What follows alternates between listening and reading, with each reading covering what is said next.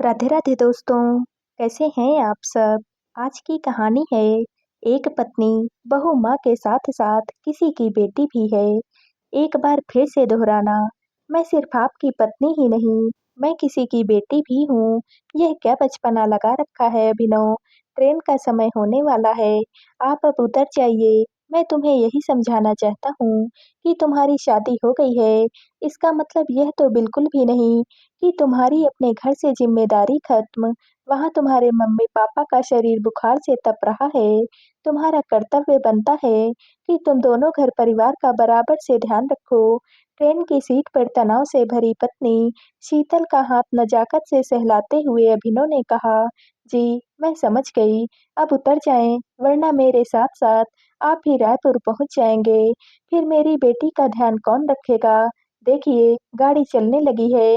अचानक से अपने माता-पिता की तबीयत खराब हो जाने से परेशान शीतल चंद मिनटों में अपने मायके के लिए रवाना होने वाली है। उनकी 5 साल की बेटी परी इतने दिन बिना उसके पहली बार अकेले रहेगी। यह सोच-सोच कर उसका कलेजा पहले से ही छटपटा रहा था। तुम निश्चिंत होकर जाओ, यहाँ की चिंता बिल्कुल भी मत करना, मैं सब कुछ सँभाल लूँगा। अभिनव पल-पल चलती ट्रेन के साथ कहते-कहते शीतल का हौसला बढ़ाते चले गए। आपके भरोसे माँ जी, बाबूजी की ज़िम्मेदारी छोड़े जा रही हूँ। उन्हें मेरी अनुपस्थिति में कोई भी तकलीफ़ नहीं होनी चाहिए। मुरझाया चेहरा लिए शीतल बेबसी से अभिनव की ओर देखते हुए कहने लगी, तुम बिल्कुल भी परेशान मत हो। वहाँ पर पहुँचकर फ़ोन करना। अभिनव के पैर अब तेज़ रफ़्तार पकड़ती ट्रेन के सामने कमज़ोर पड़ने लगे और वह वहीं थमकर उसे अपना हाथ दिखा विदा करने लगा। ठीक है, आप भी अपना ख़्याल रखना। भरी आँखों से शीतल अभिनव के ओझिल होते तक उसे निहारती रही। वापस से अपनी सीट पर बैठकर मन ही मन वह प्रकृति को धन्यवाद देने लगी।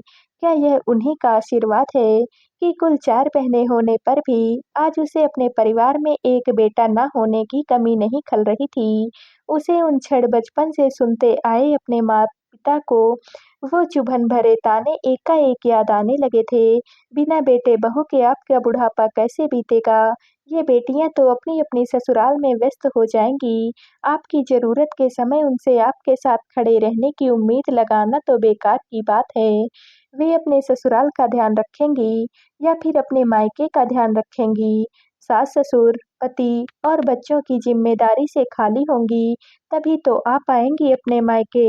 अगर ससुराल वाले ही मना कर देंगे, तो क्या घर में महाभारत रचाकर उनका आना मुमकिन होगा? आप अपनी दूसरी व्यवस्था करके रखिएगा, वरना आगे चलकर बड़ी मुसीबत का सामना करना पड़ेगा। पर आज अभिनव का ऐसा रूप देखकर उसका मन भर आया। शुरुआत में वे छोटी-मोटी बात पर मायके जाने की उसकी जिद को नज़रअंदाज कर दिया करते थे।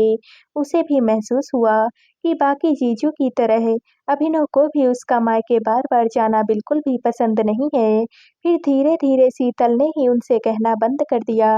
अब मुश्किल से केवल 1 साल में एक ही बार जाने का मौका मिल पाता था। आज घर वालों की इस कठिन परिस्थिति में भी उनके पास कोई भी बहन मौजूद नहीं हो पा रही थी। सब अपनी-अपनी समस्याओं में उलझी हुई थी।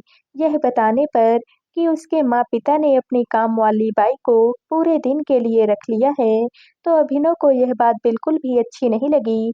उन्होंने अपनी पत्नी से तुरंत कहा कि बेटा हो या बेटी, अगर ज़रूरत पड़ने पर उनके खुद के बच्चे सहारा ना बन सके उनका, तो फिर वह किस काम के हैं? उसे बिना बताए तुरंत उसके अकेले का टिकट कटाकर अगले ही दिन भेजने का फैसला कर लिया था उसने। यह देखकर उसे बहुत ही आश्चर्य हुआ। अगर उसे आज अभिनव और अपने सास-ससुर का साथ ना मिलता, तो शायद वह भी उनके पास पहुँच नहीं पाती। उन्हीं की जिद थी कि वह मायके जाकर उनका तसल्ली से इलाज-पानी करवा कर ही लौटे। उसने जब सास-ससुर उनकी और परी का हवाला दिया, तो अभिनव कहते हैं, तुम्हें इस घड़ी में उनके साथ होना चाहिए। मैं मानता हूँ कि तुम्हारे बिना कुछ दिन मुश्किल होगी, पर फिर सब कुछ मैनेज हो जाएगा। यह कहना उनके लिए शायद आसान होगा, पर जब करेंगे तब समझ पाएंगे कि इस कभी ना खत्म होने वाली जंग में दो पल का भी चैन नहीं मिलता है कि अगली जंग फिर सामने आकर खड़ी हो जाती है। इतना भी सोच विचार नहीं किया कि अकेले सब कुछ कैसे संभाल पाएंगे। वह बखूबी जानती थी कि उसकी गैर मौजूदगी में सबको कितनी तकलीफ उठानी पड़ेगी। बेटी के हजार खाने के नखरे, सास-ससुर की डायबिटीज और ब्लड प्रेशर की समय पर दवाई की याद, सबका फरमाइशी खाना-पीना, घर का राशन, बाई का काम देखना आदि इन सब के बाद भी उन्हें ऑफिस का काम भी करना होता है। ट्रेन की खिड़की के बाहर सीट में अपनी गर्दन टिकाए वह खुले आसमान में बादलों को अटखेलियां करते हुए देखकर यह सब सोचकर यही मनाती रही कि माँ पापा जल्दी से ठीक हो जाएं और वह अपनी ससुराल समय से वापस लौट आए। यह विचार करते उसकी रात गुजरती रही और अगली सुबह स्टेशन पर उतरते ही ऑटो पकड़कर अपने घर के लिए रवाना हो गई। उसने अपने घर में आने की जानकारी नहीं दी थी, वरना वे लोग उसे आने के लिए मना कर देते। घर पहुंची नहीं कि उसे देखकर माँ ने सवाल पर सवाल बिछा दिए। शीतल, तुम्हें यहाँ आने की क्या जरूरत थी? और परी कहाँ पर है? मम्मी, मैं अकेली ही आई हूँ। अभिनव उसे संभाल रहे हैं। आस पड़ोस के लोग और बाई भी है। तुम अपनी गृहस्थी क्यों बिगाड़ कर आई हो? वहाँ तुम्हारे सास ससुर भी हैं। उनका ध्यान कौन रखेगा? माँ, तुम उन सब की चिंता मत करो। अभिनव है ना, वे सब कुछ देख लेंगे। एक मर्द से घर संभालने की उम्मीद करना मैं तो ना कर सकती थी। अब आ गई है तो तुम्हें तो खुश होना चाहिए। बेटी, आज हम दोनों को कई डॉक्टरों को दिखाना है। यहाँ से वहाँ अकेले ऐसी हालत में तुम्हारी माँ और खुद को ले जाकर कहाँ कहाँ भटकता। अच्छा किया जो सही समय पर तुम आ गई। आप नहीं समझेंगे। माँ तो आने के लिए मना ही करेगी। शीतल को भीतर से लगा कि उसने यहाँ आकर एक नेक काम किया। कुछ देर उसे आज क्या-क्या करना है, उन दोनों के साथ प्लान करके वह अभिनव को फ़ोन लगाने लगी। हेलो, मैं आराम से पहुंच गई थी। तुम कैसे हो? माँ जी, बाबूजी और परी सब कैसे हैं? सब लोग ठीक हैं। तुम यहाँ की चिंता बिल्कुल भी मत करो। मैं ऑफिस के लिए थोड़ी देर में निकल रहा हूँ। सभी ने अपना खाना खुद निकाल कर खा लिया है। माँ ने बाई से सारा काम करवा लिया है। बाबूजी खुद दोनों की दवाई निकाल कर समय से खाने की याद रख रहे हैं। और परी, तुम जैसा करती हो हम सबको अगली चीज करने की याद दिला रही है। हमारी बच्ची इतनी समझदार हो गई है, मुझे तो यकीन ही नहीं होता है। शीतल मुस्कुराती हुई आश्चर्य से कहने लगी, तुम ना जाती तो पता ही ना चलता कि यह लड़की बिना कुछ कहे या टोके अपने सभी काम खुद से कर सकती है। और तुम विश्वास नहीं करोगी, आज उसने बिना नखरे किए कद्दू की सब्जी अपने हाथों से ही खा ली है। जो सुधार मैं महीनों से नहीं कर पाई, वह आपने एक दिन में ही कर दिखाया। मान गई मैं आपको, तुम्हारा धन्यवाद।